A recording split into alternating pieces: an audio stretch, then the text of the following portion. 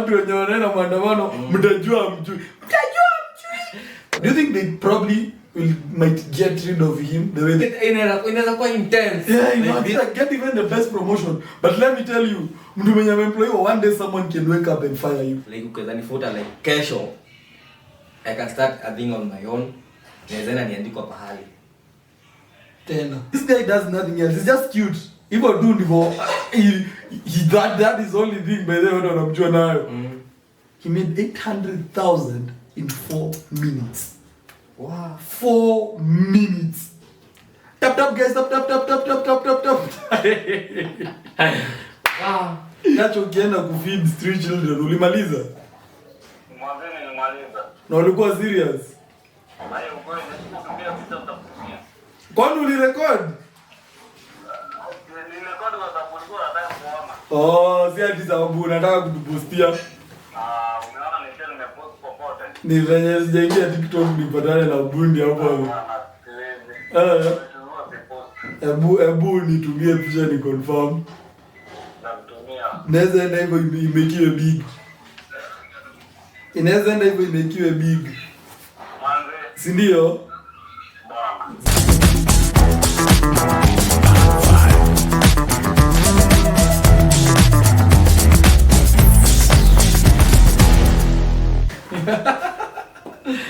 Yo, what's up people?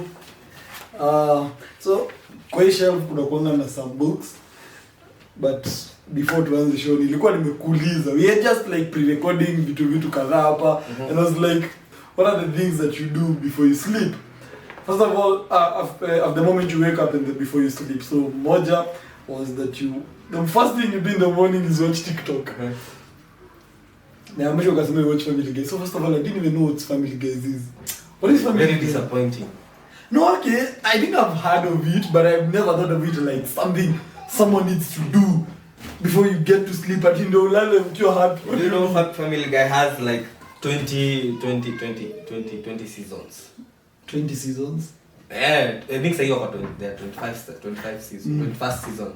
So, mimi kenya fanyanga zingine nisimalizi yangu najipata hata nimelala. Alafu sasa unajua ikiisha, sisi mtajizima izimu ilale. But I've come to realize you love cartoons and stuff like that. You almost made me follow to... No. Okay, these funny things. There was a time we were watching Nickelodeon so much because we were watching Akina Henry Danger. And from a while I was like, I need to watch this thing. I was like, yeah, the habit flani, I think it's weird. But of course, ladies and gentlemen, before concentrating, let us welcome people to the show. I say, ladies and gentlemen, welcome back to the MICDROP Magic. This is episode number 20. Woo! 20 freaking episodes. Oh, like just how Arsenal is gonna be the next season. Yeah. 20, we hope. Wapi tu hatuwezi leo.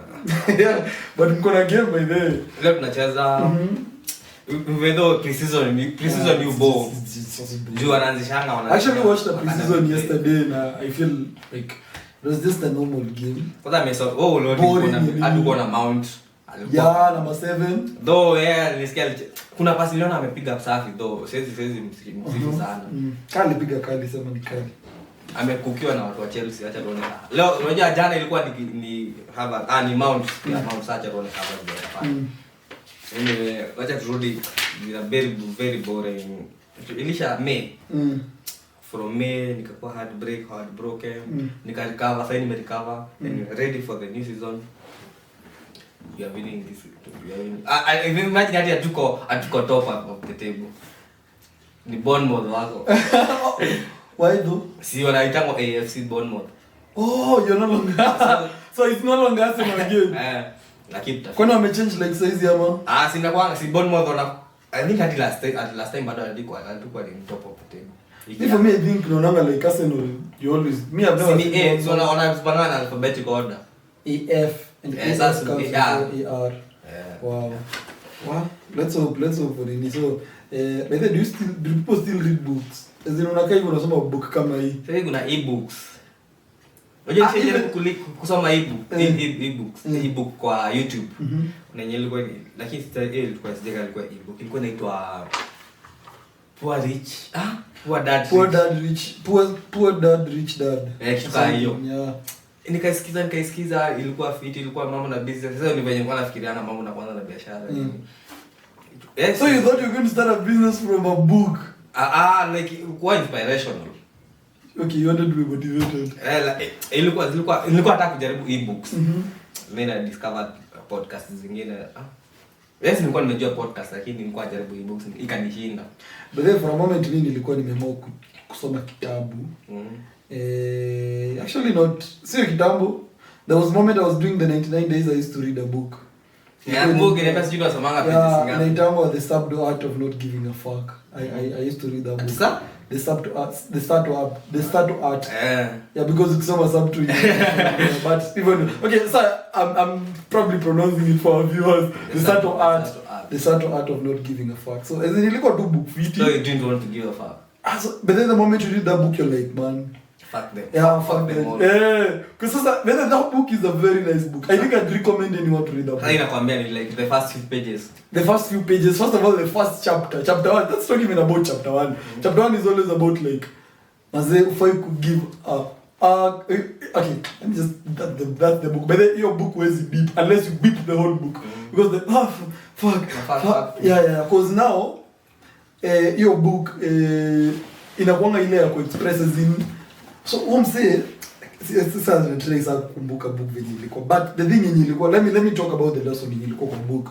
Ni simply vitu zenye maybe they are not important, no, vitu zenye as in see necessary, you're not supposed to give a fuck about them, una get, sio vitu za kukutake into stress, sio vitu za kukutake into whatever. So for example you're like they must have given some examples. Yeah, there's some examples. For example, I can't remember the examples in the book, but let me just give a general example. Say for example, watu wa age to they're like unacheki wase wengine unaona mazee, hey, these people are like, wow, what the fuck, they're making like good money, they are driving the best machines in the car. So hiyo kitu inaanza kukubother and it's sitting you inside or what else you don't know what's happening with them, una get.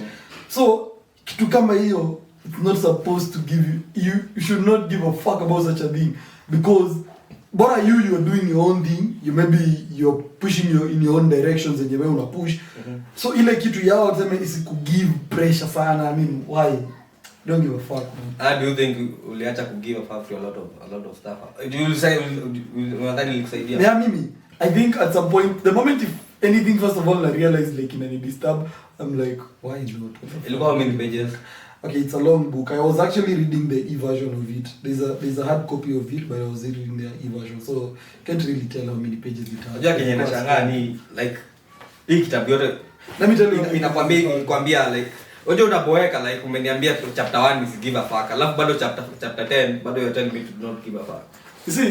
You see how a book is written. The book is narrative in terms of there must be a storyline. Unataka kuona the next page. Ndio, kuna storyline na still kuna inaongelelea different things. Una get? Aiendelea at every time, but that thing haitakosa, you should not give.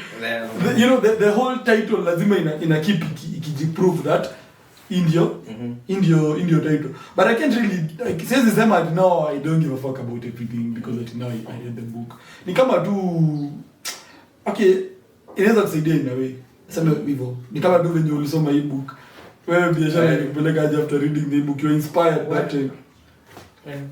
Hapana. Mimi nafikiria kwenda maandamano but hapana. Unafikiria kwenda maandamano? Says in maandamano. I think you need to destroy the country. No, I mean I think sometimes it's good to put the pressure on the government. But the people behind those maandamanos wakona other motives than what you are. Yeah, they're just using people. Juu niko sure hiyo kuendea venye waliendea nini inaitwa aje? Inaitwa aje highway? Expressway, si ndio? Hizo maandamano zote zimehappen. Nataka kuniambia hakuna social pita hapo kwa kando expressway wakafikiria tuharibu kitu. But there must be a person who told those motherfuckers to like tukienda kwa highway like we tuta make a difference. So that's why walienda ku aim at that na wameharibu sana. Nimeangalia like images before and after man. Unajua msijaingia kwa highway, asijaingia expressway, kwa highway napitanga day. Asijaingia expressway but nenda kuishi books. So issues for but anyway nasema ni like expressway wameharibu. Nasikia ati cost ya ku repair ni 700 million. Yeah, I saw the CS success. Sijui kama maybe wameniflate hiyo. But pia ukianza hapo sasa kwani waliharibu nini? So wanipe hiyo kazi niende tuwakoteza vitu tufanye. By the way, you see, sasa unaona hapo. Sasa unaona sasa uko rese. 700 million. Kwani unalipa? Kwani waliharibu nini? Na ni kuangusha hizo mafuta. Kwani hizo ni masanduku za mchanga.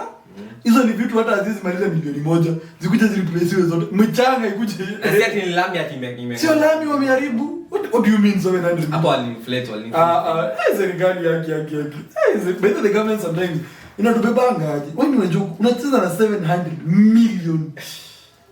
Kwani kitu kubwa aligonga hapo ni hizo glasses za hiyo ka tall point hapo hizo vitu kugonga chuma sijui gani 700 almost a billion shillings wanasema hapo wadimia kutengeneza hapo vitu wameharibu. Sasa hapo Morocco amenaandaa kuchukua zake. Sasa astaki kuingilia but then you know ameshow naingilianga gava sana.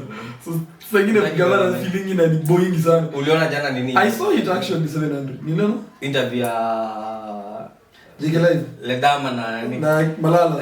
I saw some of the clips because it was actually very. Lakini yes nimesema citizen maybe ni venye mimi niko side ya maybe akina gavana ama UDA nini. So Kenya naangalia na nikiona post unajua ukiona citizen una post the dam the hot points but ukiangalia za Malala alikuwa na make a lot of sense. Oh, he was making way more. Yes, ukiona ukiingia internet utaona the dam tu na nini nikuchomea. Oh, but in the real sense nani alikuwa anamwambia like umeenda ukaribu expressway na coming well business zinakuja customers zinakuja July inakuanga in between so namwambia umeharibu highway unaleta a lot of violence na tour list wanakujanga through your place wanakuja huko kwa Masai so unaharibu so many kind of economy ya Masai Kenya ngama they are living on Masai wanaharibu so unaharibu the whole structure ina happening hiyo nini na yeye anazua sijui lazima niliona a point alimuingilia in the show. I think even the show took a break from that point when alimwambia you know let me call him he was like young man acha ni upgrade acha nikupandishe to a young man from a boy and I was like oh my god and venye kicking tu hivi aliambia Jeff you know Jeff we are very disappointed if I knew I was coming to debate with this boy right here singeharakisha venye kuja kutoka Naro so that guy ameingia kwa hiyo nini hataki kuwa hadi hana ile respect na mkuja mnaongea bashakuwa disrespectful kwa msemo kwa mse si ndio nadhani kuambia come with those ideas we talk kwa tuko hapa na mzee wangu unajua anakuanga mzee wa nini Azimio so yeye ana support ana like hapa but then your dad is from the other side. Yeah, mzee wangu na Azimio. That's same case with my dad. Sijui walipoteleanga wapi. My dad voted Azimio straight. Walifuata Uhuru wote. They were like following. Walikuwa wanasema wako na history. Hadi mzee wangu anakuanga Azimio. Yeah. Nowadays there's nothing that Ruto does inakuwa mzuri. Na hivyo mzee wangu anakumbuka alikuwa Ruto damu. Saizi alisema sijui nini. But at that point hapo anasema ana follow Uhuru because yeye anaenda kwa sababu ya madhakaro. Bado nikujitetea juu hata hizi sema ameenda sababu ya Raila. Unajua kuna time mzee wangu ashauliza sisi yangu mdogo. Ati wewe huwezi taka Madhakaro akuwe president. Windi akasemanga, hakuna msichana anaweza leta kuwe president. Lakini ni kweli like as venye tuko sasa hizi. But I think it's possible, but itakuwa difficult. At the moment venye tuko. Imagine president mama anatishia hapo wanaume. Anawaambia nyinyi wote ni you know see like the way Ruto on Tuesday before the protest alikuwa zile za mtajua hamjui. Sinaona imagine sasa mama anakuja anawaambia nyinyi kama imagine akiambia kama watu wenye wanaenda maandamano mtajua hamjui. Mtajua hamjui. What? I think at the moment hadi venye tuko sasa. Ni ngumu sana. In as much as people are fighting for the equality, gender equality and all those things. We give it some. Imagine kama Samia Suluhu kwake ndiko watu wanapigana. Na waomba ndugu zangu maandamano msiende. Hiyo kuna kitu amwezi take serious. Hadi you are right mwenye anakuja before ama after chini yako like the chini deputy yako and the deputy hadi yeye mwenyewe anaweza kuwa overthrow like imagine kama Gachagua ndio sasa ako chini ya mama fulani ati your excellency hadi ile kujihumble itakaa difficult tuwape some years to come some 10 of years by the sick kidogo tuwape 5-10 years no ipe kama like 50 years from now bana 50 years ni mbali 50 years sio mbali unajua how many regimes are there in 50 years 5 regimes only zitakuwa 0.5 years lakini I think that a step like we what do you think is probably someone unakaa hivi una ni akina Omanga ama ni akina who is even in the picture it takes an intelligent person but like size when you talk as a country we are not looking at like tribalism I mean we are looking at the mental capacity kona example ni kama Sakaja you see that guy when alikujanga ama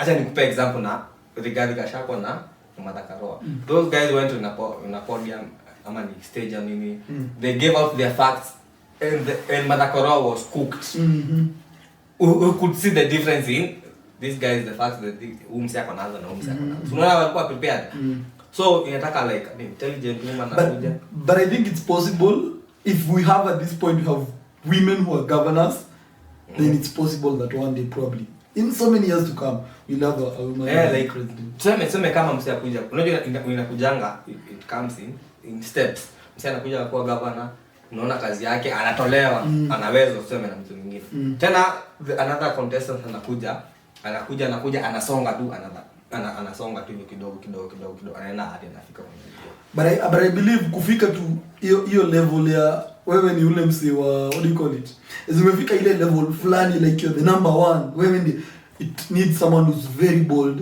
unaona what imagine ungangana na kila mtu everyone wants to get to this high and intelligence power that inaka mingi na hiyo kiti alafu unaona kama wewe utai kuziwa ati some cheap ati nini ati things tutakufanyia unataka kusikia kenye utanifanyia ila nifanyie so a person who anakuconvince has to be more intelligent in what you believe in unaona so a lady coming to that position afu kwenye nimefurahia na kwenye tuko saizi like kitambo ilikuwa like the peak of e country kufika ni kuwa the president of this country sasa hizi tunaangalia ni kuwa our president anaangalia kuwa the president of the Africa sina check sidhani sasa kusema ati anaangalia like nasema anaonekana kana anaonekana so the next president mwenye anakuja ama some few years to come unaona like the ceiling imepanda so president iko hapa like Africa iko hapa so people are looking to achieve more than it's there.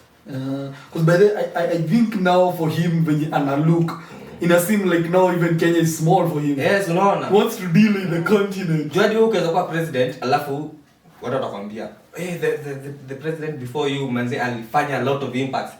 People wanted him to become the president to join to combine to combine those are the African countries the like states, need to make the African combine so you have to do more than the previous president did. But I think maybe Ruto is probably never going to become probably an African president because power yenye I think that all the other states wanataka kujiholdia hawataki kuigive it away unaona because I believe ukiamua ni kuwa president ni tunasikia imagine ukifanya campaign continent nzima alafu watu wanakuambia kama country yako imekushinda you can't hold maandamano you can't hold Raila sawa utahandwa James yako kwa South Africa na imagine sasa when tuko na protests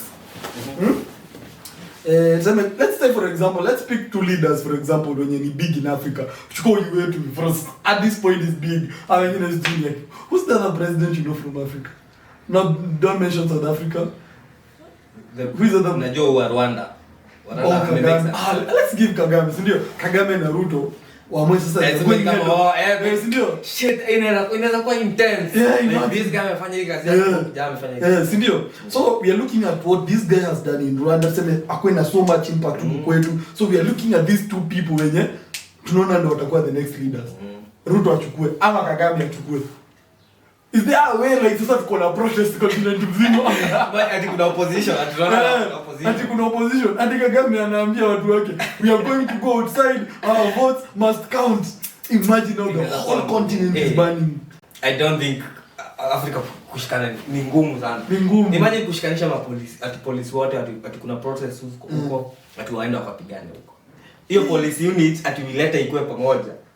The high ngumu. Imagine hata venye tu Kenya tu yenyewe tu ina. Alafu imagine sasa kuna Kenya watu, kuna watu walikuwa wanataka Kagame, kuna watu walikuwa wanataka nani, kuna yani the whole unasikia Ethiopia now it's now countries. Sasa venye sijui ni Kitengela, Kisumu, Nairobi, na Nigeria, sijui ni state gani na gani wameenda, and then you have oh my god, it was something so huge. Alafu I think the president inaweza kuwa easier selling what they have done in the country.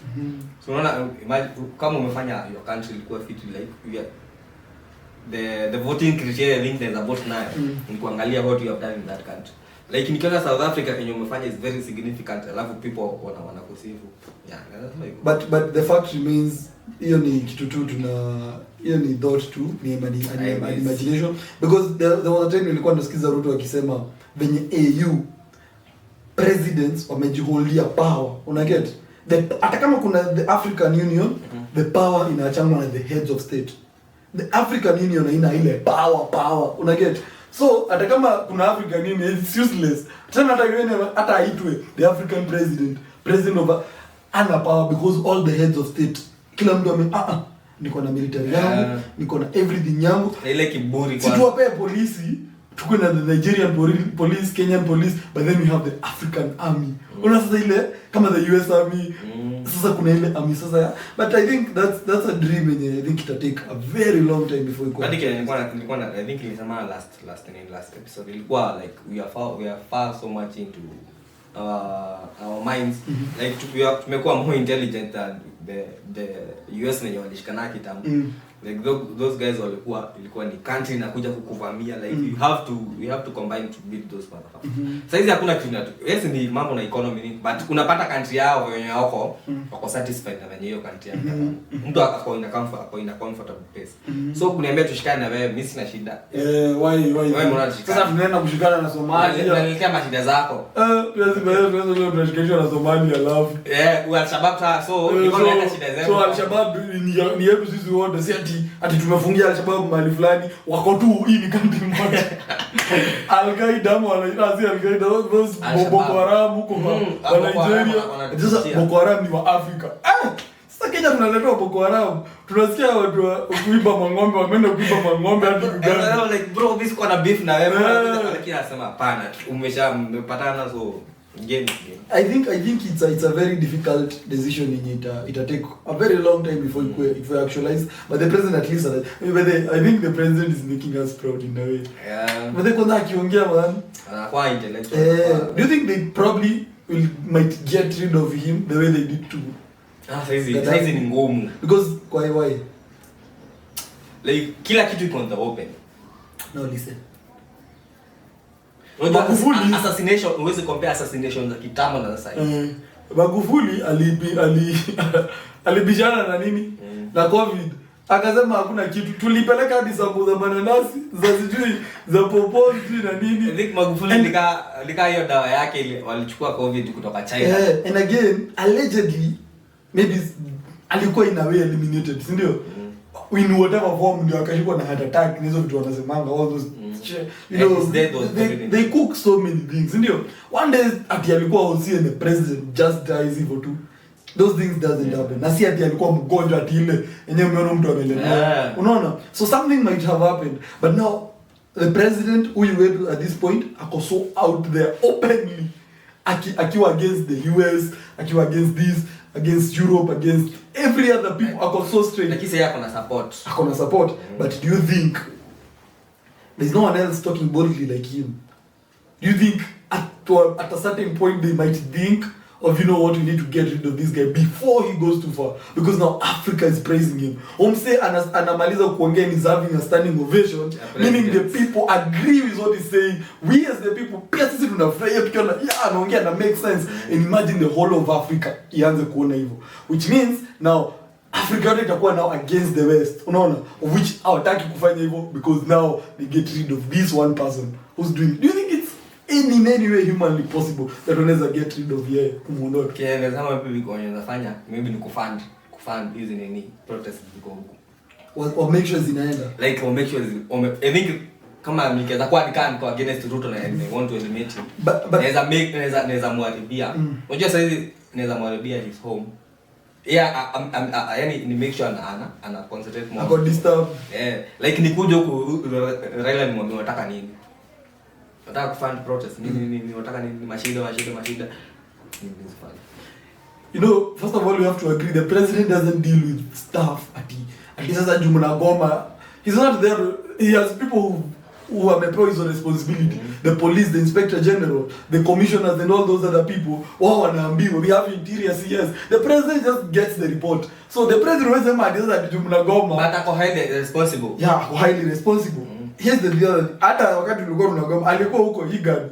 Huko sijui alikuwa Comoros akatoka sijui akaenda Brazzaville. Alikuwa tu form zake maraundi yeye anapewa briefing ya vile mambo inaendelea huko. But that I don't think inaweza kuwa inamstop sana. Of course maybe itamboza itakuwa inamsumbua because every day people are protesting. Especially now wamesema like they be doing a protest Monday to Wednesday. Unaona? So itakuwa kitu ni mbaya sana, but the best way mimi sioni hiyo kama inaweza kuwa effective sana silence. Na kwambia Kenya unaona like after every protest which names comes up nani yako nini in the government the government the president like everything in happen yeah. So and like economy kuficha hawezi like mtu mkienda mwaribu Mungu kuja umeniharibia shop alafu nimeenda nimenunua vitu nimezileta hizo vitu sitaziuza ati nilikuwa naziuza kitambo. Obviously high price jumla niharibia vitu. Lazima nirudishe ile niharibia. Utajiuzia because you're not the only one selling those things. Ndena sasa utatumia transport uende kwa utaenda kushika. Other people will see an opportunity in that. But here's the thing.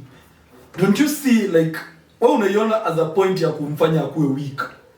You don't see it in another way that now the people are seeing as this is the leader we want. See Al-Shabaab wakikuja warudisha hapa na bombili, we give in to their request. Sio Boko Haram wakikuja watuambie nini, we give in to whatever they are asking. But we need a bold leader who's firm with the decisions they make.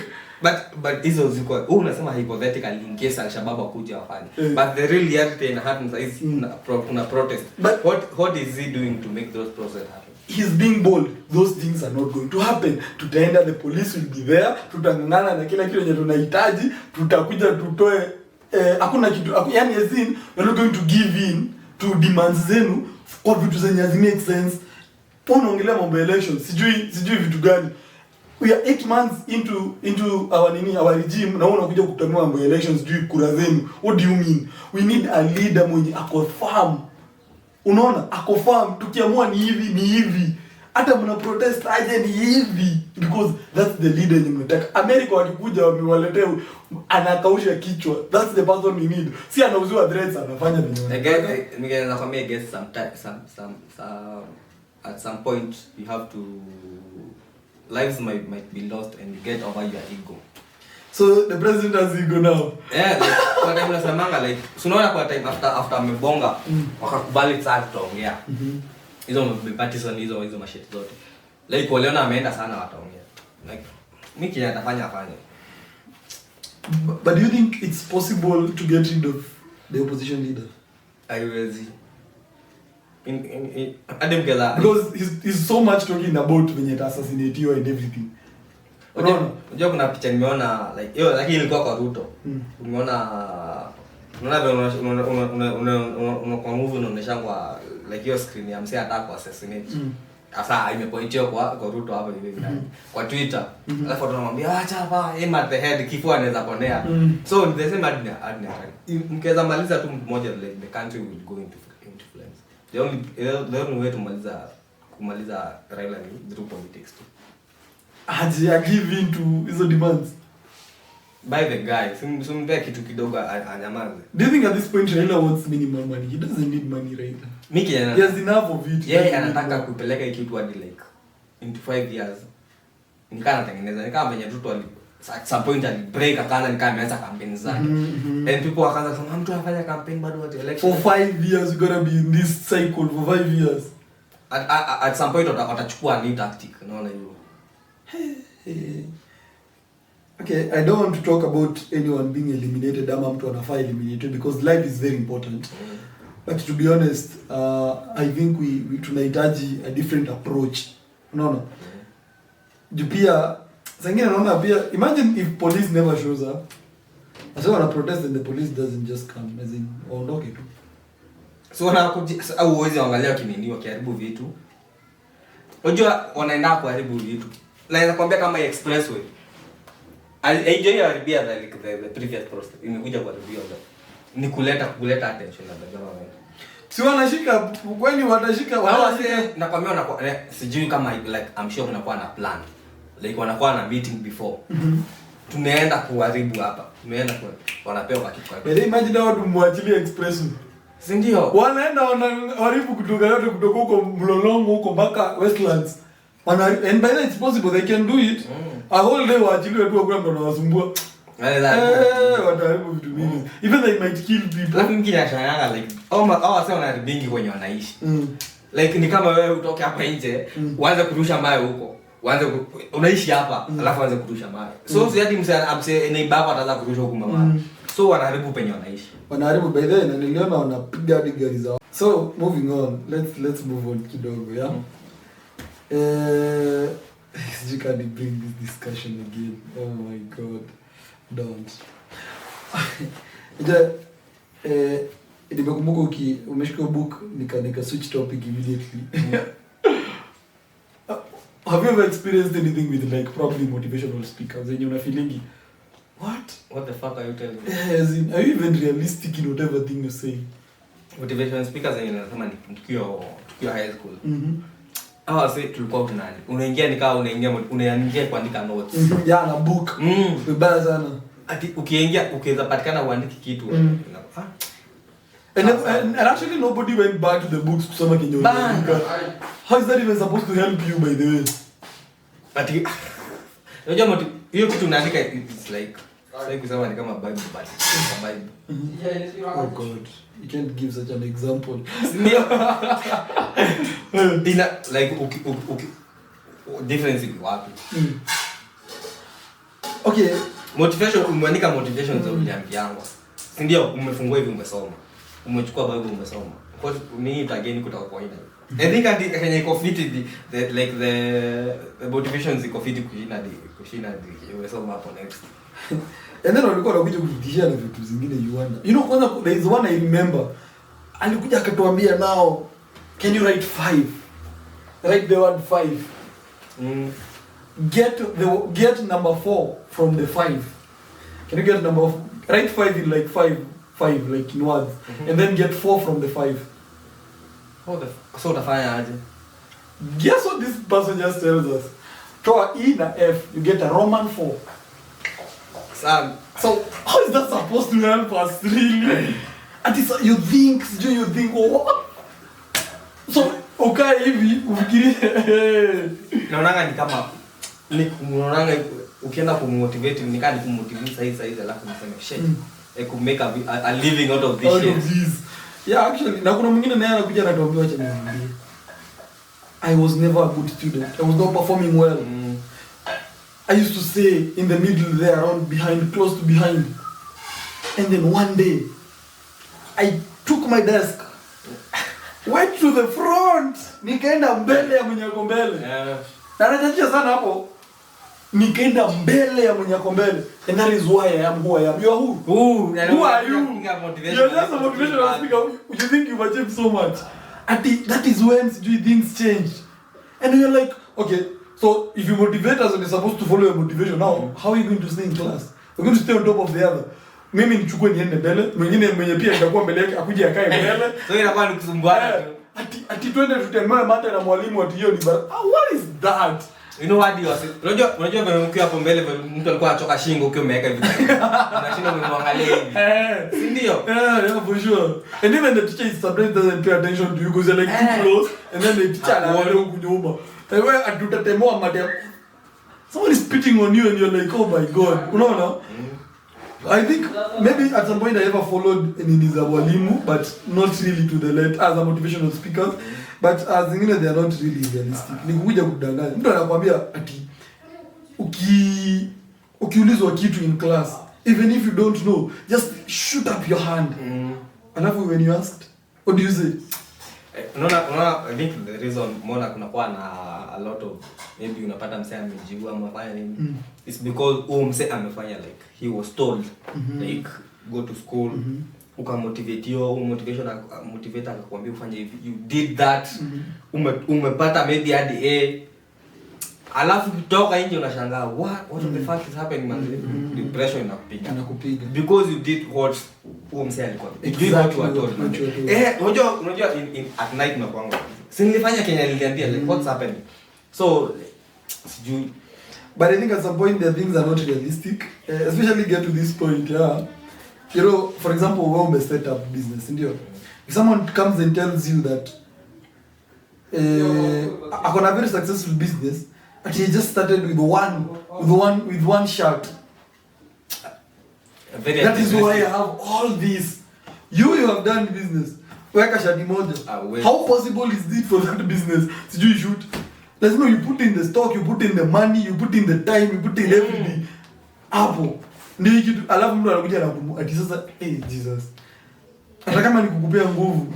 And one thing naambia msee kama kuna kitu I think ilikuwa kama motivation. You can come ama ilikuwa advice, ilikuwa TikTok nikasema like your friends are the ones who people buy from people who they like.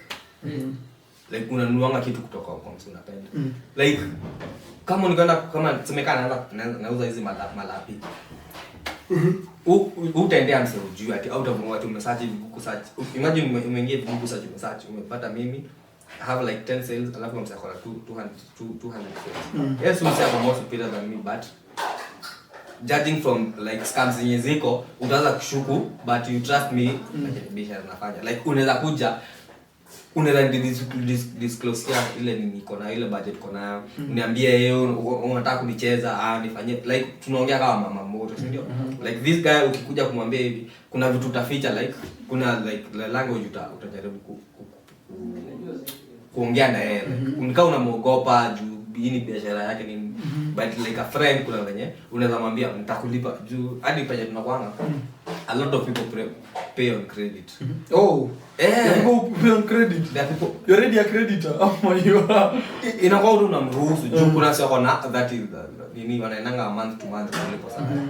Na inakuwa very convenient juu imagine kama hizi maybe useme kama kuna msata anagojea alipwe out of nowhere tuseme ametuma do. Unaona like angenipay hizo ama option yake ilikuwa either acha hii kitu ama nigojea month kama nimegojea na ningeiweka hapa hii kitu inaendelea kuisha inaendelea kuchapa so hiyo like hiyo pesa anachukua penye iko na nipatie pesa yenye niko na muuze initial. So I think for me it's inakuwa difficult especially but by the way how do you manage if someone doesn't pay you back? I think have you ever had a case of someone not paying you?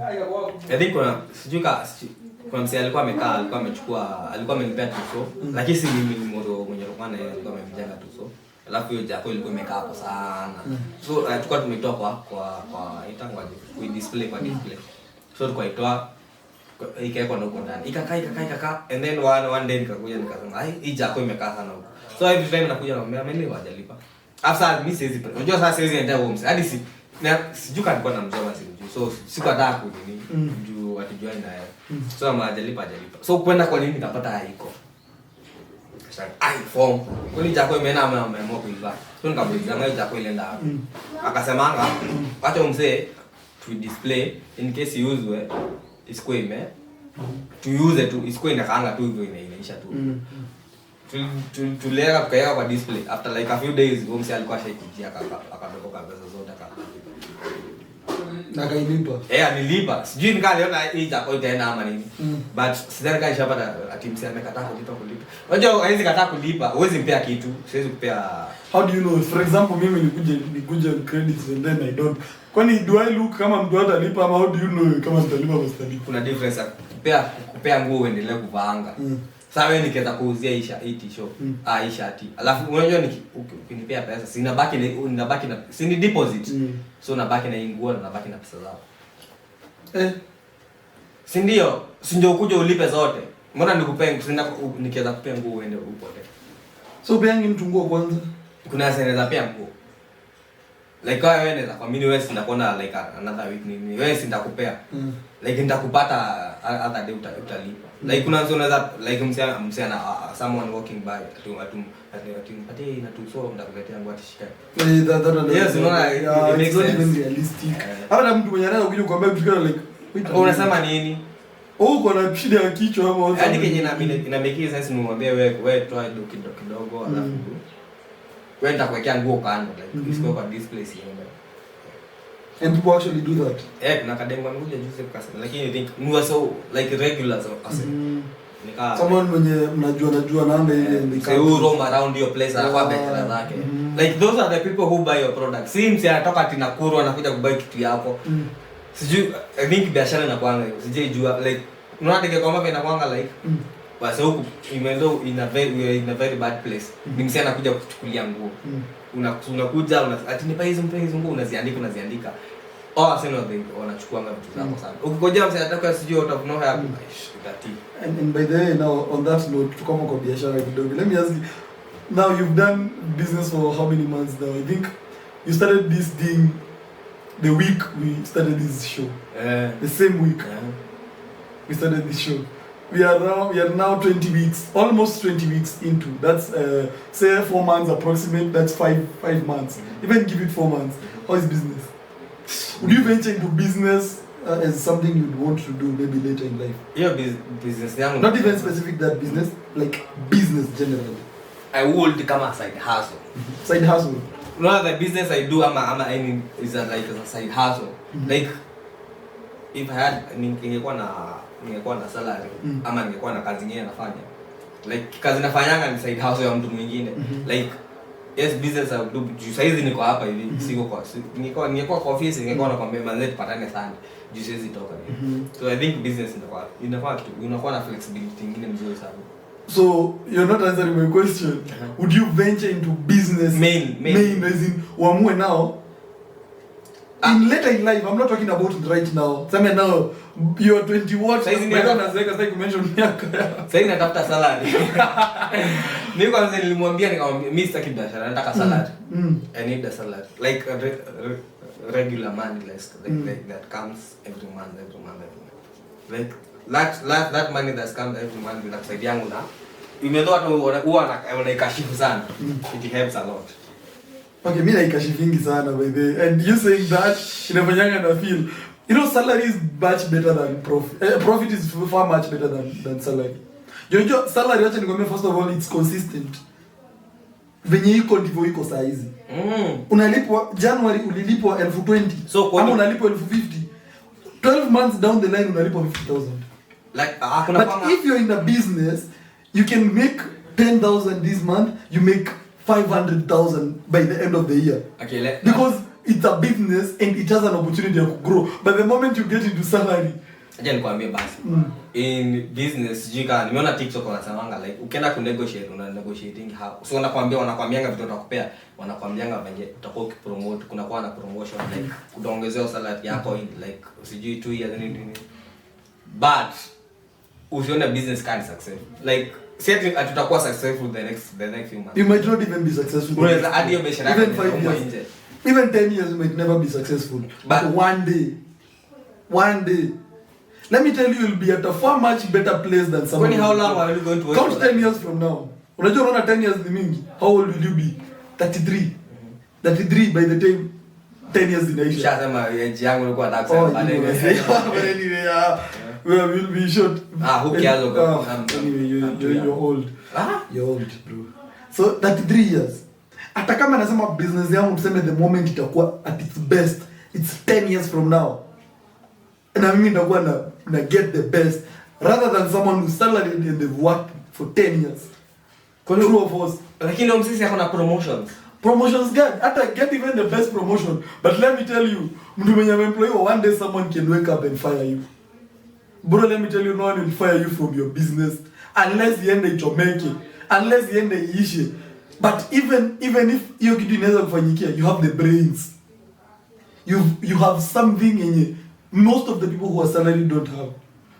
That's a fact. Unaweza enda and you see an opportunity in nothing. Ukuje huku uone hawa watu wana, you see an opportunity in hakuna kitu, but because your mind yenyewe it's open to business, you can see even opportunity mahali exist. Mahali watu wanaona hai exist. But as a salaried person, the moment you lose your job, you're looking for the next salaried job. Kenya, let me tell you why it's so easy to get into salary. It's the safest thing. A safety net. Kuna safety net hapo. Kuna safety. And the one thing unajua ni ati nikiingia hii mwezi, by the end of the 30 days I have money. True or false? True. But as a business person, by the end of 30 days you might even be at a loss. Umekula negative. Vibaya sana. But you're building something in you. Maybe later, God willing. So you are depending on an imaginary person. Unaanza kuwa delusional. No, not you're becoming delusional. No. Sindio, you are becoming delusional. Like una depend on someone, like you're not sure if that person atakufanyia ama atafanyia. Kwani wewe unajua uko sure that hiyo mahali unafanya kazi haiwezi isha? Si inaweza isha. Even you can be fired any moment. And then you will be left with, imagine, let me tell you, if you're salaried, anyone who's salaried, kama uja make investments mzuri. Even say for example in because now people in their 20s hakuna investment unaweza sema amefanya na umekuwa ukiajiriwa. The moment mtu amekuandikia, umeandikiwa you're fired ama you are dismissed ama whatever mtu amekuandikia, it's done for you. Kama ulikuwa unapata 50k and you are there, you moved into a one bedroom, you moved into whatever places, ulikuwa na ile lifestyle, hiyo kitu inakatika that same minute that person amekufire. Especially if you don't get a job right that moment. Unaona? Kama you're not at the best person kwa hiyo job, ukose ufutu ujaribu tu mtu amke tu hivi ama job yaribiki ama shetani zake zimwambie tu we need to get rid of 10 people ama umse adeliver vizuri, the next minute you're already suffering. Wacha nikwambie, mimi for example if I'm not employed, nitasuffer sana. Nitasuffer. Lakini ile siku nitapata tu hivi foundation strong hivi. Na pepe hapo kupepea. You guys mnablow hii business sana. It's hard. I'm not saying it's easy. Sasa mimi easy. We're not talking about the safety of it. Yako itakaa safe at this particular moment, lakini in the long run, okay, there's a point yenye haiko safe kabisa. Me, I know of people who you come and you wake up one day and you're like you're fired. Unachanganyikiwa kama shida nyingine. I think Kenya nasema ni the difference between you uko na biashara na msi anafanya kazi. Msi anafanya kazi akona skill. Akona skill. Depends if it's an applicable. So Kenya maybe wewe kwenye unasema msi ameandika useme kama secretary. Ama bado ni skill, like ukifanya kazi uko na skill, uko na experience. Because someone is employing you for something. Yes, ndio like sijui unaona like ni kama mtu amekuua atuya fad. Ndio ninatumanga wase most wakae kwa toxic environment ya wenye ameandikwa. Like msi ana straight anafanya nini huwezi quit. But the moment unasema hivi unakaa unasema niko na hii skill kwenye nimekaa hivi nimegain hii shit na ninafanya like ukazanifuta like kesho I can start a thing on my own. Naweza niandikwa pahali tena. Sinaona like kwa nilikuwa nataka kusema ilikuwa ukoongea. Nilikuwa nataka kusema kuna video niliona TikTok. I guess ni msee alikuwa ameanza biashara. Alikuwa anasema alikuwa ameweka ka video kwa kini ya kuku. Kwa hiyo kini ya kuku nitangwa jao kwa ndani kuku hiyo kinyumba ya kuku sasa. Hizo makuku za white za kwanga zile broilers. Do you know alikuwa anasema ati sasa niliwafuta kazi. Alikuwa anasema niliwafuta kazi sawa amekasirika. Huo msee alikuwa anachukua hizo kuku. Anachukua kuku hivi. Anaipiga kwa shingo. Anaiua, anaitupa chini. Ile kukasirika anachukua anaitupa chini.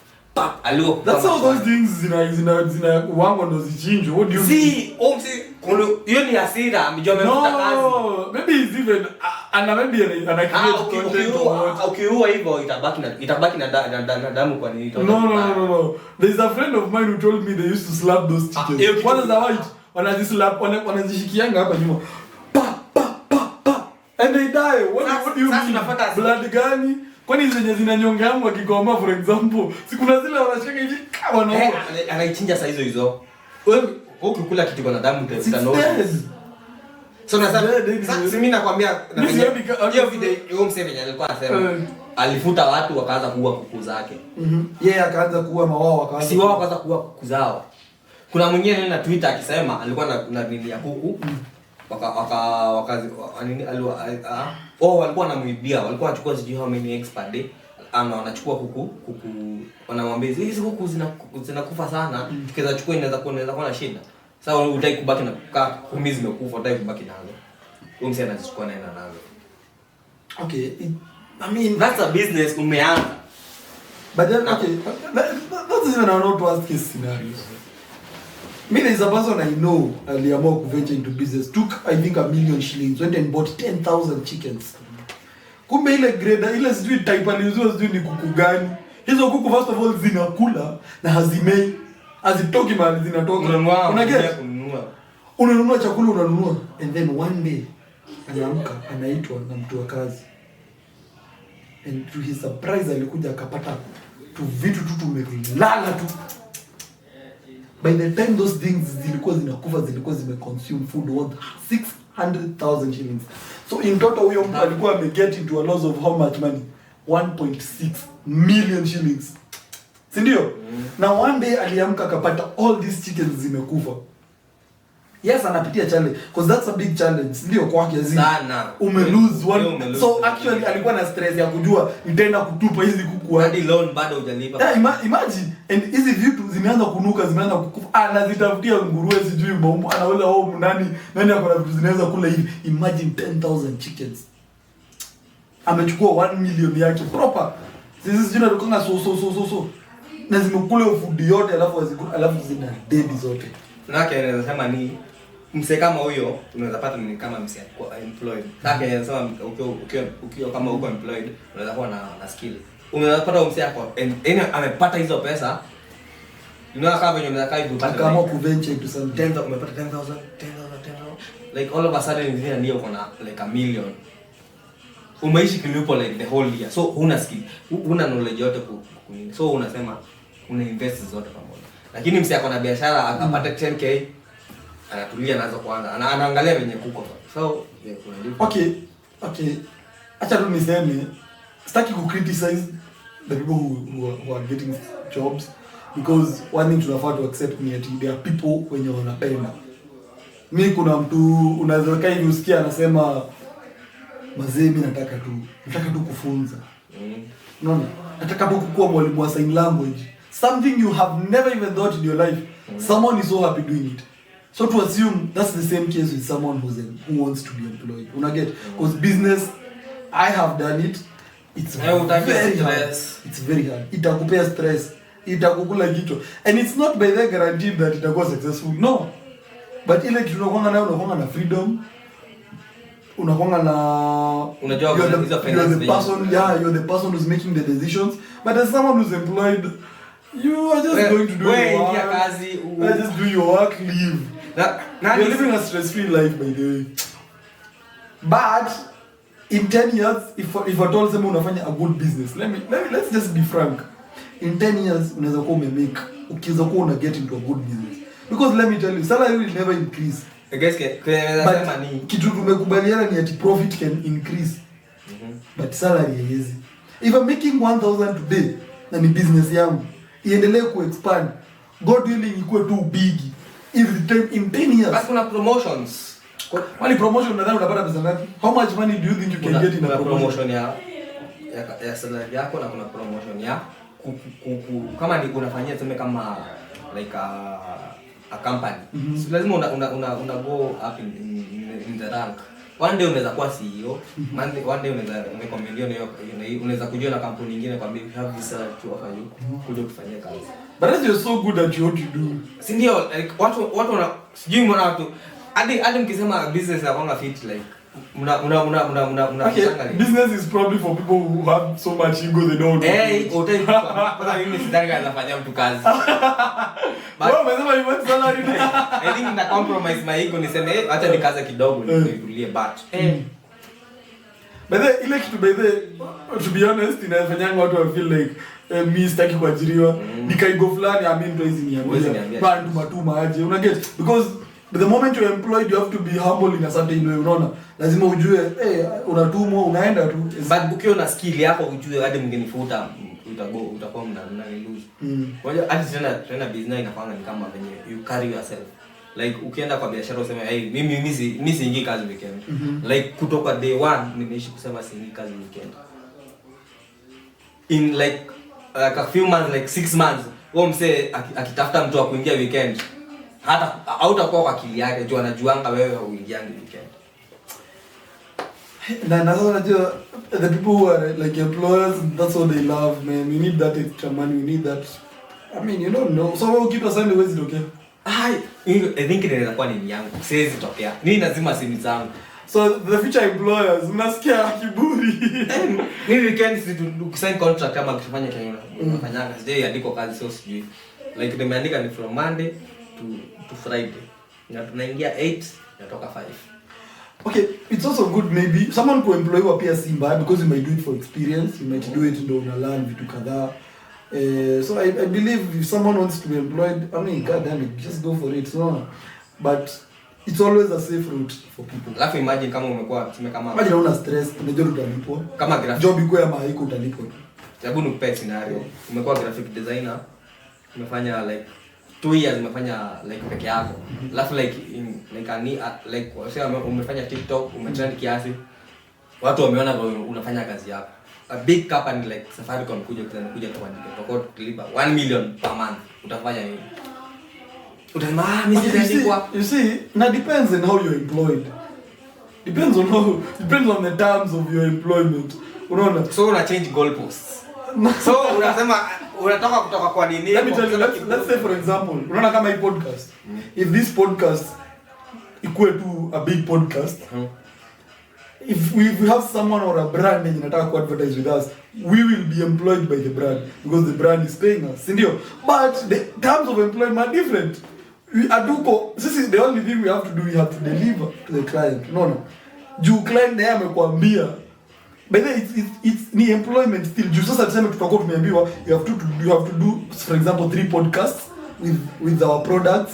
You have to post our products, you have to create content with our products and so on and so forth.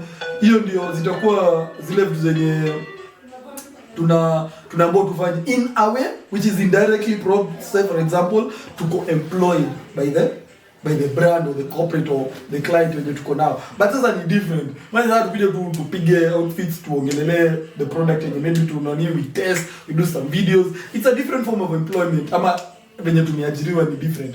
So yes, if I'm paid 1 million but depends on how I'm employed. Unaona? Not the 8 to 5 man. That shit looks like 8 to 5. That shit looks like a modern slavery. For real. And by the way, I feel that every single day. The time I was doing my attachment, I remember vizuri sana. I did my attachment for 5 days. I went 5 days only. Wow. Physically, I went for 5 days. Yeah, and I recorded. Oh my god. I don't want to see those people. Okay, we did online. So, as I was coming back every single day, nilikuwa natoka Kilimani. That's where my offices were. Nikiteremka, nilikuwa tunaona wasee wakiwalk to town sasa kwenda kupanda gari tena. Hawezi tumia chwani ati kupanda gari. Wanatembea and every single morning among those days when niliwaenda people sasa ndo wanapanda. As in you're stuck into this cycle. Hakuna growth, acha nikwambie, hakuna growth mostly. Sema ni ile tu ya runs of which it doesn't happen with everybody. Unaona? So utakuwa tu unaona ni kama yani let me just call it venye tu iko. As in it's in a form, you know, some form of slavery yenye wase wanapitia. Unaona? So I don't know, but the call is confusing me. So venye iko ni ati in modern slavery, if you continue doing that, now maybe si mbaya kufanya because at some point, say for example, bro, I mean you don't have money. You're looking for anyone who's going to employ you. You don't care. You need to eat, you need to survive. So it's not bad by the way. If someone gives you an opportunity to employ you, well, go for it. Because at some point pay inakupeanga the exposure, the experience. You just don't. By the way, business is hard. It's very hard. Very hard. Kwanza try. Wewe si uliona TikTok na wewe ile ule mzee alikuwa anasema alichukua mangua wa alikuwa napenda kujua alikuwa ameenda kupeleka campus gani. Yeah, no, it's this university in Rongai. What is it called? The multimedia. Yeah, alienda akaweka huko. Shout out by the to Mike. Unamjua Mike? Yeah, nitama Mike. I don't know him in person. I just know him. Yeah, so kijana for the people who don't know that story. Wajiona TikTok. Kijana alienda akachukua nguo Kikomba, akaenda akazipiga pasi, akasema shit ini mali safi. Walikuwa walichanganya kigroup.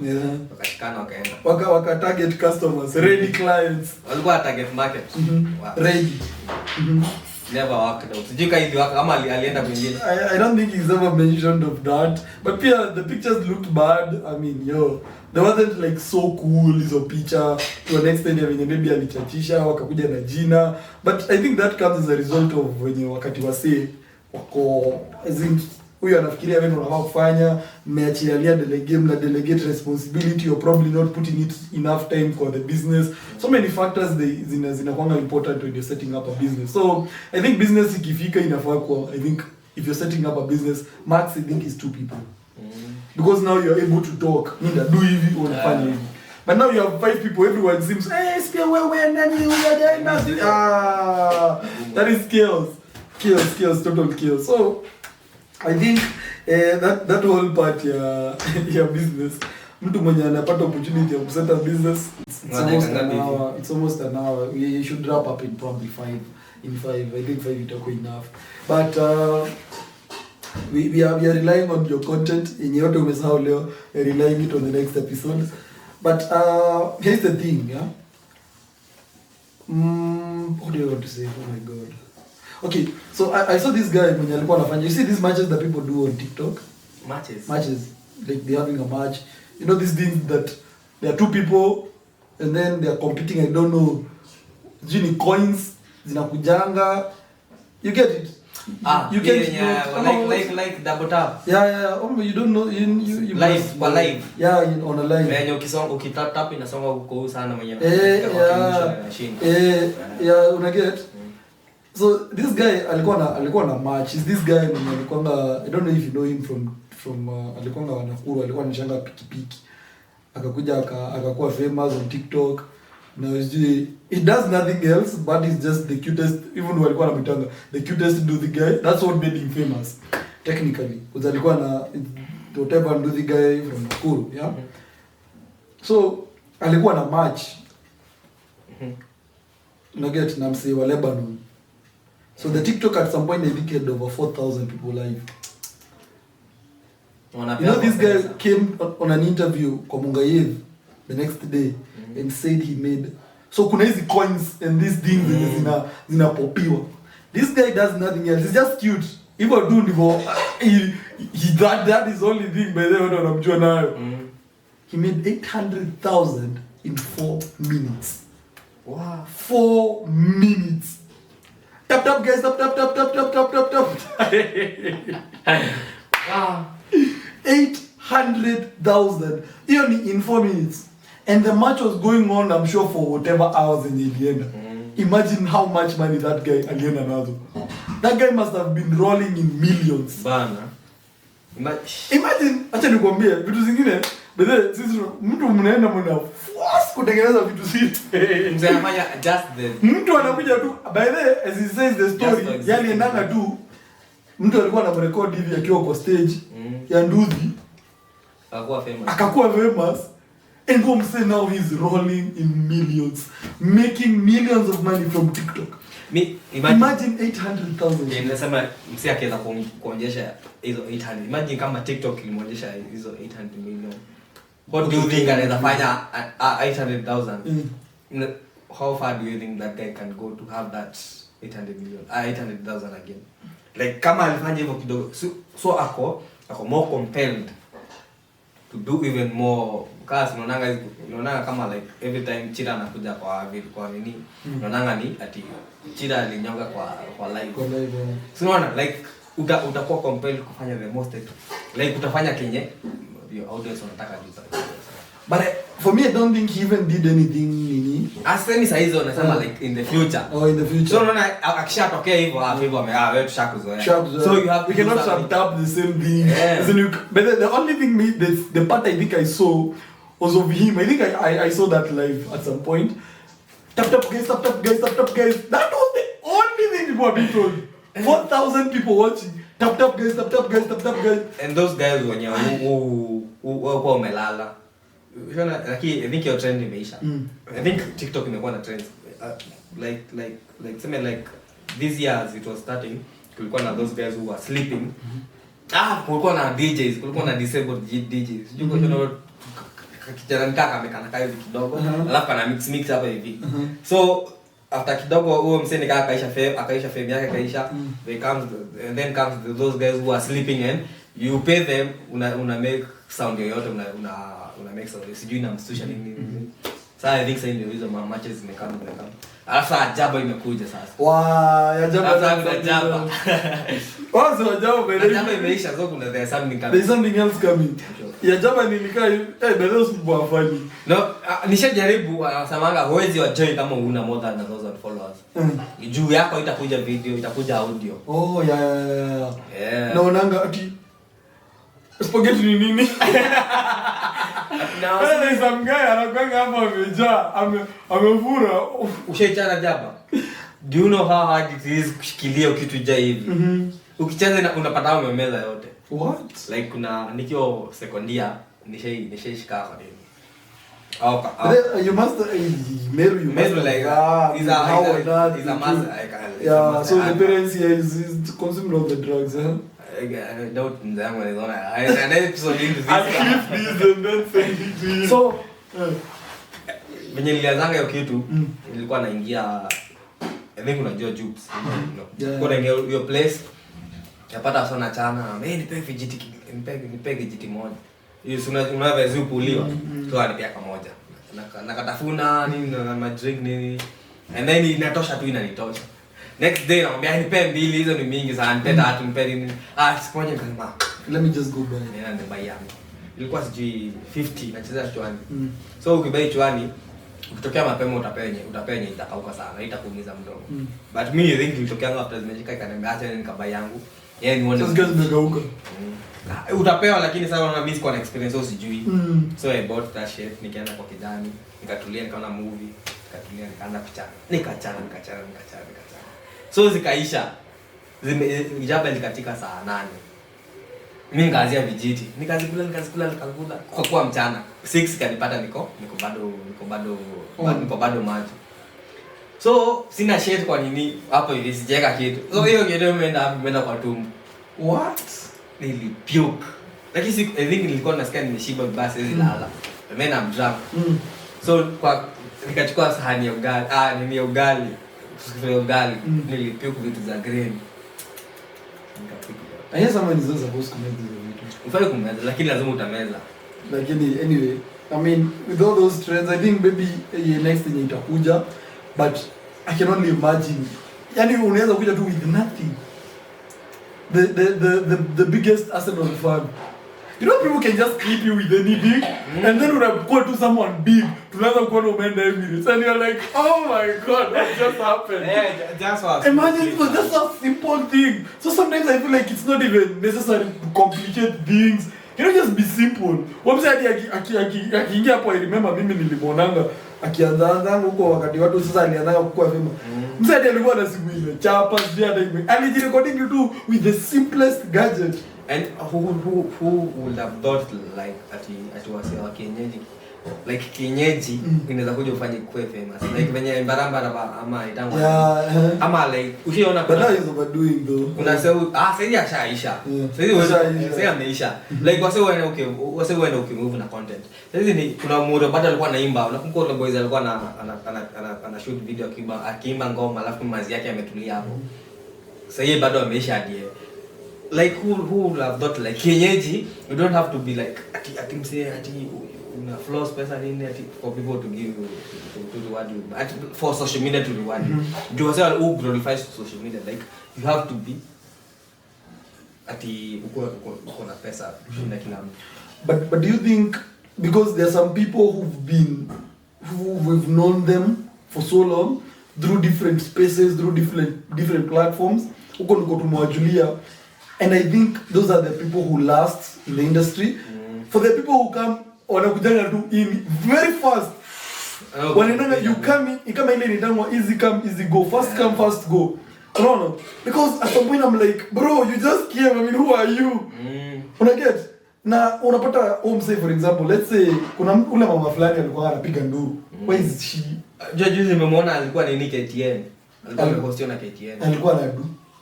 Ilikuwa ati nikuongelelea ati juu kuna msemo mwingine make it na so wameleta like people who have made it through TikTok. And so on have that conversation. Because I'm like, unajua kuna venye tu sasa, let's say for example, ndio there is Kabebe Kazoz at this point I think bado akona amepata na Sonko. Amepata na Sonko, amepigwa makladi nini pesa. Gasia alipewa pesa mingi. Alipewa pesa, makladi expensive of course. Before useme point yake Kenya nasema ni like boy child ni ngumu sana. Imagine sijuka maybe lines zake zilikuwa fit. They're like lines zake kwa hiyo ngoma.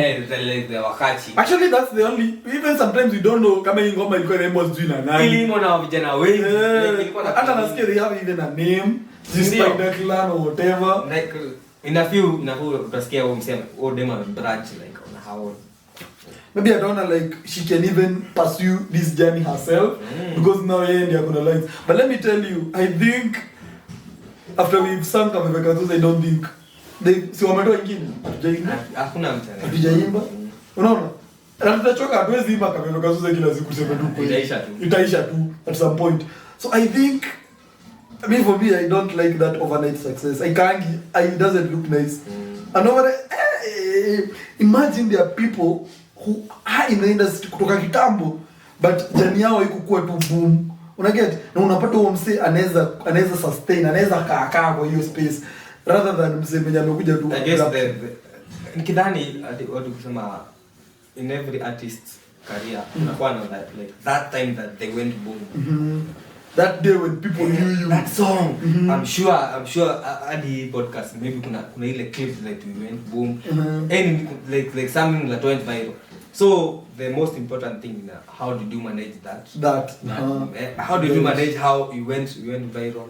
Ulifanya nini? Because there at a particular point everyone must have said, lazima kila mtu alikuwa na ile point ya no and kuna ile you're overwhelmed by everything. Prime yako. How are you going to manage your when you mkua sasa? So I think that's the focal point of your success. So kama Kabebe Kazoz akasema like achukue even though managers wanaharibingi biashara, you want to take advantage of that the artist at that particular aseme like yes nimefanya hivi, nifikirie kitu kingine, like nifikirie ngoma fiti, nifikirie but I think the pressure is so much. I think people expect you to are the best. Like another do you just look good because now if you look good you sura yako haitani. Nakwambia maybe a month before ishe kutakuwa kumetokea kitu kingine. And people will have now shifted to the other side. Because I think things move very fast. Kama simple boy akicheza ataachwa. Nikenya naona a lot of artists wanafanya like they try to hang on your miserable life. Nika inaenda vibaya. Ni kama wewe ulikuwa kama content creator alafu your life is shit as hell. You are successful alafu umeanza kuwa your life is shit. So unaona this is an opportunity to go viral but sikusaidii ati nakusaidia ati wewe. It's like someone anasikia uko ati uko mbaya una domo anakuja anakuletea unga. Kwani how long will you eat your unga? Alafu imagine unakuja kunisaidia alafu cameras are all over man. Doesn't make sense. Ati kuna internet. But if someone probably kitu mzuri kunishinda kunihusu. Nataka kumshukuru. Amefanya, what have you done? I mean there's no longevity in whatever kama those guys had like a good motives. Unaweza kuja kama ni Molamua, niliona Molamua Mobina wakimchachishia. Imagine msana anakupigia simu like shit ana record. Ana record. So kama umsaya kwa na good motive, inakuja nikusaidia behind the scenes. Usemange like ukisha make it namanga manze the time our sal kuja kaniokolea. I did siko hiwambia but Obina alikuja kanisaidia. But do you think those people still exist today? I mean, someone who's not going to help you and start putting on cameras every now and then. After the people, even let's take an easy example of those people who help street children. Someone will just come up to you na akufuatanisha hata kama atakuwa na kamera hapo ana zoom akuone vizuri. The moment in a record, as in, okay, say for example, there's a time I talked with someone akaniambia ameenda ku feed street children. Okay, I don't know if it's true or not, but I can even call him in a group. Only if it's children only go mchezo. No. It's like tumekuwa kama wao. No, we just want to confirm. Yake, let's try to confirm that kuna mtu mmoja valid, because mimi I don't think he was doing it for TikTok. So nimpigie ni confirm, muulize mbona uko record. I'm gonna set up. Now, I'll be setting him up. But just ataanza kuuliza maswali mingi because I was supposed to call him. Na nilikasahau. Let me call him by the on that note. But nafanya very disappointed. Hadi unaona hadi kama ni emotion hawaendangi mbali. You the guy alikuja mzee. Vidi sana mzee. Mimi niko fresh. Sasa niliacha ukienda kufeed street children ulimaliza? Na ulikuwa serious? Kwani ulirecord? Nilirecord kwa sababu ulikuwa unataka kuona. Si ati sababu unataka kutupostia. Umeona nimepost popote. Ni venye sijaingia TikTok nipatane na bundi hapo. Ebu nitumie picha ni confirm. Namtumia. Naweza enda hivyo imekiwe big. Inaweza enda hivyo imekiwe big. Si ndio? Za wewe sasa kama alafu acha nakupigia nimalize kitu tunafanya hapa. Kwani kila siku uko show wewe tulia nimalize kitu tunafanya hapa bana. Wewe tulia nakupigia. At least that's the by the way, I'm hoping to see those photos. And probably if nitapata, I don't know if I'll see how they look. Nitaangalia if I'll clip them kwa hii clip. But that's an amazing thing. I think if someone mtu anaweza toka, but I called him last night. Ilikuwa usiku, ilikuwa 10, ilikuwa na shoot radio. And then tukaongea ni akaniambia anaenda ku feed street children. And so amazing. Alikuwa ana feed street children for real. Bila kurecord, bila any cameras, just feels that I need to do something nice without. I mean, that's a very nice thing. That's a very nice gesture. I mean, shout out to him by the way. Shout out to Dennis Bundi. Hey, kama ulifanya hivyo. Shout out to you. No happy. No, in Thika, I'm sure. He was in Thika. Afanyanga nini? He's just does business. Still if you want to. Also, seems so YouTube amari. No. He doesn't do YouTube. He probably the only thing account he has is a TikTok account. Personal. Yeah, personal account. Hiyo ndio tu anafanyanga. But it's so amazing. If you did that, my shout out to you. It's so amazing. It's so amazing how, I mean, people wanaweza fanya vitu fiti. I mean, wow. Mtu anakaa tu hivi and then they just, I mean, that's so nice. That's so nice. So I think we have tuko na upungufu wa watu kama hao. Sio hadi umesema I mean, unaweza piga picha like kukumbuka kenye ulifanya. Like now for me hizo ni mimi nilimrequest. Nilimwambia I need to see sikuwa ni jokes, sikuwa ni uongo because sometimes anakuwa na mchezo sana. So I need to confirm. Alafu na unajua unaweza kuna kwa na like sivika ni paradox ama ukiweza record unaweza onyesha wase like good people exist. Yeah, for sure. Unaona ukirecord na kama msema amerecord nasema hadi mimi feel kusaidia mtu. Like you tena unaweza record kuonyeshana watu like you are putting the camera in my face. Like I'm very down bad. But sometimes I'm like, but if you even record it doesn't matter, just record. I mean you help someone. Shida inakuwa what you did with that video. Unaweza fanya unaweza promote like to sell you are very good person but you are not. But hata kama you're going to sell, I think everyone out there who needs to record their shit but make sure they help someone, go ahead and do it. We don't care. At least someone alienda na akasaidika whether uli record ama ukurecord. Let me tell you for example, if someone umeenda ukampelekea food leo for the sake of you recording, whether utarecord kwenye utapeleka kwenye recordings zako ama whichever place will take your, as long as someone was helped in the process, I think it doesn't matter. Let's all help. Wewe ukitaka record. Kuna comment niliona kwa TikTok ikisema ati like when I'm helping, ilikuwa story yake, lakini hata nilileta sana nikikwambia comment, ilikuwa sema like when I'm helping a needy person, that guy says ati thank God instead of thanking me. What the fuck? Thank me, I helped you, not God who helped you. What do you think of that? Like thank me, mimi ndo kusaidia. So the person is like, now thank me. Thank you, thank Devi, not thank God. I helped you. You've been in the streets for like a week. But God probably might have used you to help me. So thank me. Thank God. No, thank God, man. Thank God. Oh my God. So okay, you will thank the person. So God is taking my credit. He's taking credit. So Mungu anachukua credit. No. Thank God. Okay, I'll thank you, but thank God. And thank God for this. So what if I'm others? Okay, it depends on your belief though. I mean, sitaki kuingilia mambo. Kwanza sikukwambia nilienda church. Let's wrap up the episode. Sitaki kuingilia mambo. The last time nilienda church.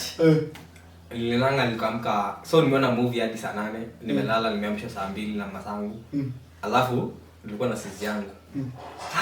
Tulikuwa na sisi yangu. So nilikuwa peke yangu, alafu sisi yangu alikuwa na mamangu. So nikaanza kulala. Nilikuwa naenda hivi. Na nilikuwa hivi kwa church. Sisi yangu aliniambia, "Unajua mama alikuwa nilikuwa nimestuka." Why? Kulala church. Unajua hiyo ni kesi. What do you mean? Kulala. So, what does the problem with sleeping?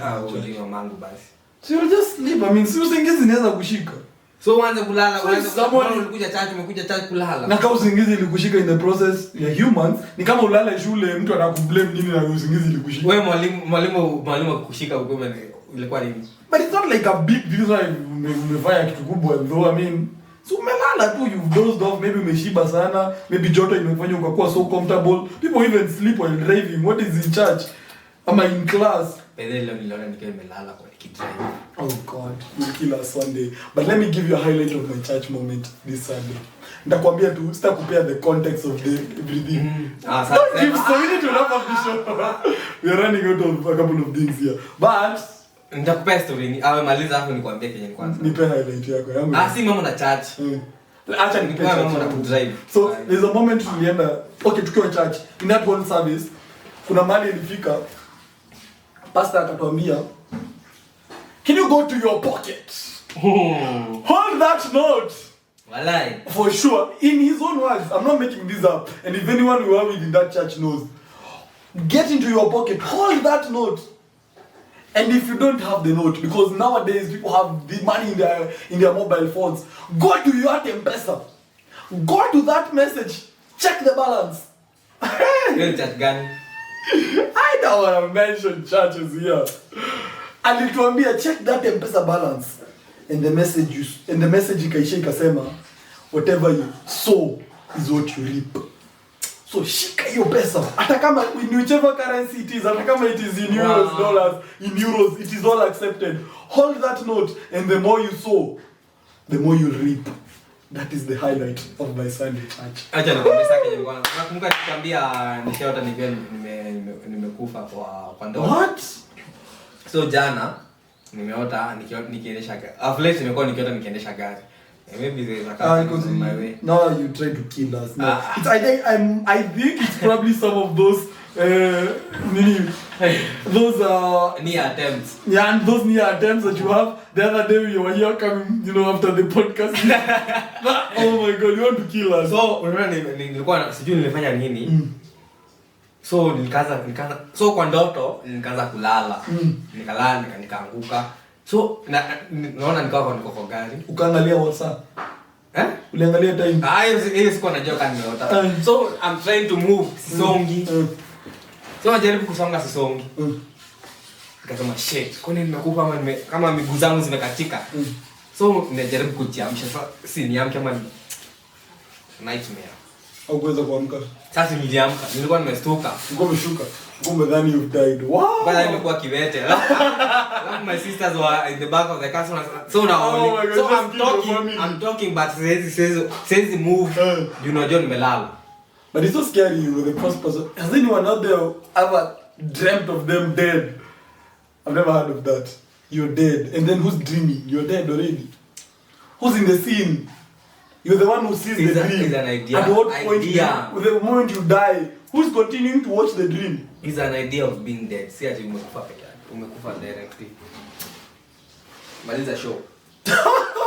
Ladies and gentlemen, of course, thanks so much for watching this episode of the MICDROP Magic. It's episode number 20. We're supposed to do an episode 20 special. Of course, don't forget to like, comment, and of course, subscribe. This is episode number 20. Thanks so much, everyone, for watching. See you guys next week, same time, same place. Take it easy.